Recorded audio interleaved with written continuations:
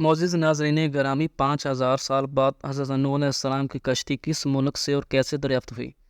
ترکی کے صدر Tayyip Erdogan کا اس کشتی کی دریافت سے کیا تعلق ہے؟ آخرکار دریافت کے باوجود طوفان نوح علیہ السلام میں استعمال ہونے والی کشتی کو عالمی سطح پر تسلیم کیوں نہیں کیا جا رہا؟ آگے جانتے ہیں اس ویڈیو میں۔ میرا نام ہے اویس علی اور آپ دیکھ رہے ہیں اویس سی ایچ آفیشل۔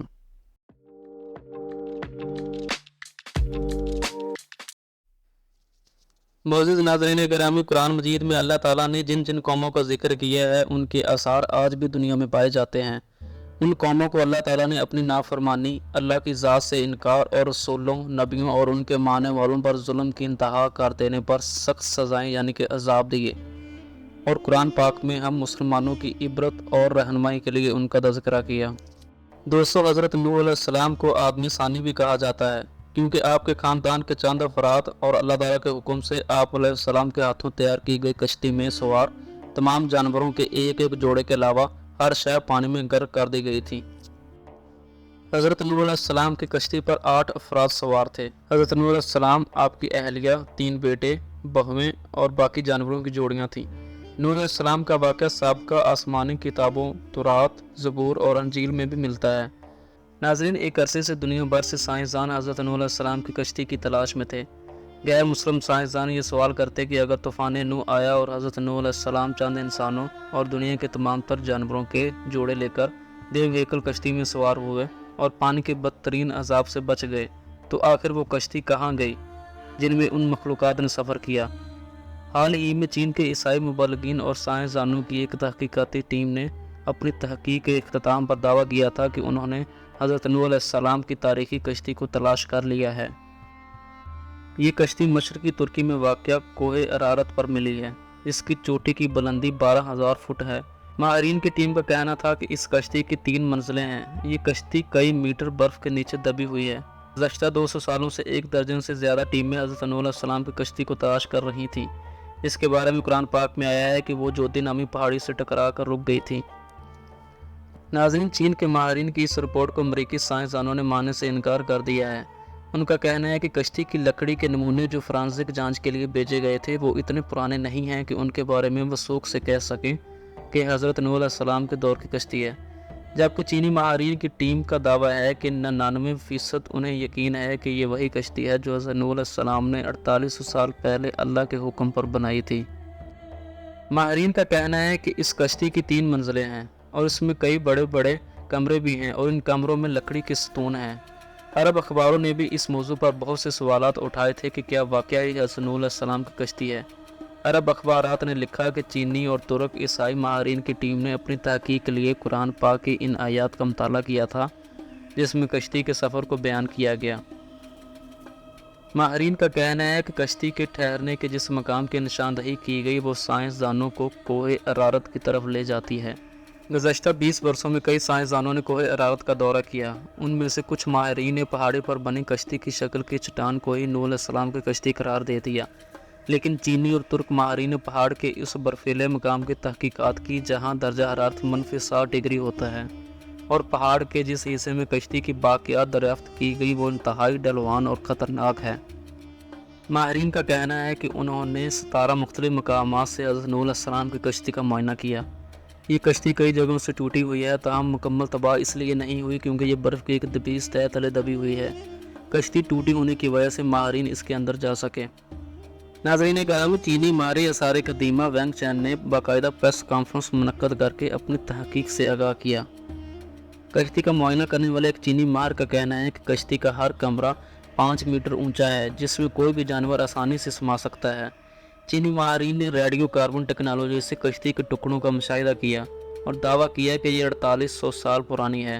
کشتی میں کئی صندوق بھی ملے لیکن چینی ماہرین ان کو کھول نہیں پائے۔ ماہرین ایک بار پھر جدید آلات اور ایکس رے مشینوں کی مدد سے کوہ ارارات کا تفصیلی دورہ کرنے والے ہیں تاکہ تمام رازوں سے پردہ اٹھانے کے علاوہ امریکی سائنسدانوں کے سوالات کا جواب بھی دے سکیں۔ حضرت نوح علیہ السلام کی کشتی دریافت کرنے کا یہ دعویٰ نیا نہیں ہے۔ دوسری جنگ عظیم میں لیونارڈ نامی برطانوی فوجی لڑائی میں حصہ لینے کے لیے عراق گیا تھا۔ لیونارڈ کو تاریخ اور آثار قدیمہ میں کافی دلچسپی تھی، اس لیے اس نے عراق کے بازاروں میں آثار قدیمہ کی مختلف اشیاء خرید کر جمع کرنا شروع کر دی۔ جب وہ چل بسا تو اس کے بیٹے سائمس کے حصے میں یہ اشیاء آئیں۔ اس نے یہ اشیاء برطانیہ کے میوزیم کے حوالے کر دی۔ برٹش میوزیم سے وابستہ ماہر آثار قدیمہ ایرونک فنکل نے ان اشیاء کا معائنہ کیا۔ ان اشیاء میں سے ایک تختی بھی ملی جس پر قدیم اشوری زبان میں کچھ لکھا تھا۔ سخت مٹی سے بنی اس تختی پر لکھی عبارت کا جب انہوں نے ترجمہ کیا تو وہ حیران رہ گئے، کیونکہ تختی پر درج تھا کہ جب انسانوں کے گناہ بڑھ گئے تو خدا ان سے ناراض ہو گیا اور پھر اس نے گناہ گاروں کو پانی میں ڈبونے کا فیصلہ کیا۔ تب فرشتوں نے وادی دجلہ اور فرات میں آباد ایک نیک انسان حضرت نوح علیہ السلام تک خدا کا یہ پیغام پہنچایا کہ وہ ایک کشتی تیار کریں اور اس میں نیک لوگوں کے علاوہ تمام جانوروں کا ایک ایک جوڑا بھی سوار کر لیں۔ اس عبارت میں کشتی کو اتنا بڑا بتایا گیا کہ وہ فٹ بال کے ایک اسٹیڈیم کے برابر تھی۔ ماہرین نے یہ اندازہ لگایا کہ یہ کشتی 4000 سال پرانی ہے، یعنی کہ حضرت عیسیٰ علیہ السلام سے 2000 سال پہلے کی ہے۔ تو دوستو، اس طرح سے طوفان نوح علیہ السلام کا ایک اور ٹھوس ثبوت دنیا کے ہاتھوں پہلے ہی لگ چکا ہے۔ عام طور پر مذہب خصوصاً اسلام کے منکرین ان واقعات کو محض افسانوی قصے قرار دیتے ہیں۔ یہ تمام ثبوت ان کی آنکھیں کھولنے کے لیے کافی ہیں۔ اس تختی پر یہ بھی لکھا ہے کہ نوح علیہ السلام کی کشتی کی ساخت بیضوی یعنی کہ انڈا نما تھی۔ اس سے یہ ظاہر ہوتا ہے کہ نوح علیہ السلام کی کشتی آج کے دور کی کشتی کی طرح لمبائی میں نہیں تھی۔ اس زمانے میں دجلہ اور فرات میں اسی طرز کی کشتیاں چلتی تھیں۔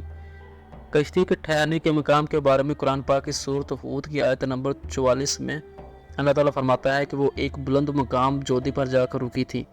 عراق اور شام کے قدیم باشندے بابل کے دور میں یہ سمجھتے تھے کہ حضرت نوح علیہ السلام کی کشتی کوہ کردہ پر ٹھہری تھی۔ یہ مشہور پہاڑ جزیرہ ابن عمر کے قریب واقع ہے۔ یہ مقام بھی اب ترکی کے حصے میں ہے، تاہم عراق کی سرحد اس سے متصل ہے۔ مسلمان سائنسدانوں نے کوہ کردہ کو ہی حضرت نوح علیہ السلام کی کشتی کے ٹھہراؤ کا مقام قرار دیا، اسی لیے یہ پہاڑ مسلمانوں میں کوہ جودی کے نام سے مشہور ہو گیا۔ تاہم عیسائی مبلغین کا کہنا ہے کہ کشتی کوہ ارارات پر جا کر رکی تھی اور یہ پہاڑ آرمینیا اور ترکی کی سرحد پر واقع ہے۔ حضرت نوح علیہ السلام کو آدم ثانی کے علاوہ شیخ الانبیاء کا خطاب بھی دیا جاتا ہے، کیونکہ آپ علیہ السلام وہ پہلے پیغمبر ہیں جو انسانیت کی طرف بھیجے گئے۔ قرآن پاک میں حضرت نوح علیہ السلام کا نام 73 دفعہ آیا ہے۔ ان کی عمر 900 برس تھی۔ نبیوں میں آپ علیہ السلام سب سے طویل العمر ہوئے۔ حضرت نوح علیہ السلام موجودہ عراق میں آباد ایک قوم کے پاس نبی بنا کر بھیجے گئے تھے۔ جب انتہائی کوشش اور نصیحت کے باوجود بھی قوم نے سرکشی نہ چھوڑی تو اللہ تعالیٰ سے آپ علیہ السلام نے اپنی قوم کے لیے عذاب مانگا۔ اللہ نے آپ کو ایک کشتی بنانے کا حکم دیا۔ 2 سال کی مدت میں کشتی تیار ہوئی جس کی لمبائی 300 گز، چوڑائی 50 گز اور کشتی کی اونچائی 30 گز تھی۔ جب عذاب آیا تو آسمان سے مسلسل بارش ہونے لگی اور زمین سے چشمے ابلنے لگے، ہر شے پانی میں غرق ہو گئی۔ حضرت نوح علیہ السلام کی کشتی 6 ماہ 8 دن تک پانی میں تیرتی رہی اور 10 محرم کو کوہ جودی پر جا کر ٹھہر گئی۔ کئی دن تک پانی اترتا رہا۔ اس کے بعد جب خشکی پیدا ہوئی تو حضرت نوح علیہ السلام نے خسران شہر کو آباد کیا اور ایک مسجد بنائی جس کا نام سامانین رکھا۔ حضرت نوح علیہ السلام طوفان کے بعد صرف 60 برس تک زندہ رہے۔ ان کا مزار آج بھی لبنان میں موجود ہے۔ آخر میں دعا ہے کہ اللہ تعالیٰ ہم سب کا حامی و ناصر ہو اور ہمیں 5 وقت کی نماز پڑھنے کی توفیق عطا فرمائے، آمین یا رب العالمین۔ ناظرین، اگر آپ کو یہ ویڈیو اچھی لگی ہو تو اپنی پسندیدگی کا اظہار اس ویڈیو کو لائک کر کے اور شیئر کر کے دے سکتے ہیں، اور اپنی رائے کا اظہار کمنٹس کی صورت میں بھی دے سکتے ہیں۔ مزید اسی طرح کی معلوماتی اور تاریخ پر مبنی ویڈیوز کے لیے ہمارے چینل کو سبسکرائب کریں۔ ملتے ہیں نیکسٹ ویڈیو میں، تب تک کے لیے اپنا بہت سارا خیال رکھیے گا۔ اللہ حافظ۔